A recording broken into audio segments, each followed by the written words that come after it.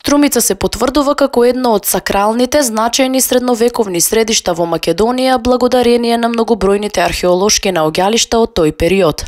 Досегашните истражувања на Црвенополе во општина Новосело дадоа значајни резултати, а се проверуваат и претходно извршените археолошки истражувања, при што беа откриени огромен број на објекти како и римска населба, за која истражувањата покажаа дека најверојатно станува збор за рударска населба, но како што на директорот на Завод и музеј Струмица Зоран Рујак, јавноста допрва ќе биде запознаена со резултатите од истражувањата кои се во тек. Исто така, ова година се заврши еден дел од истражувањето на средновековната црква во подножјето на Цареви кули.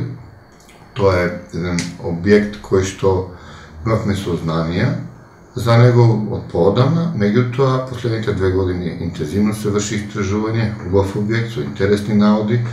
Допрва македонската јавност има прилика да дознае за сите оние елементи кои што се сочинуваат. Археолошките истражувања покажаа значајни резултати и за доцно римското термално лекувалиште во местноста Банско, кои се поврзани со пронаоѓање на постари фази, со што термалното лекувалиште всушност ја помести долната граница на датирање, а тоа е средината на 2 век.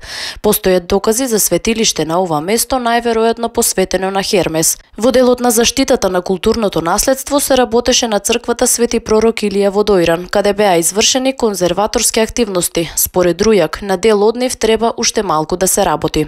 Да кажеме дека овој објект полека ќе заживее, значи како црква, речиси целосно возновен. Има одредени сегменти кои што треба да се доработат. Тоа е пред се некои дренажни канали кои што треба да се направат поради некои други околности, пред се појава на влага, но тоа во наредните години.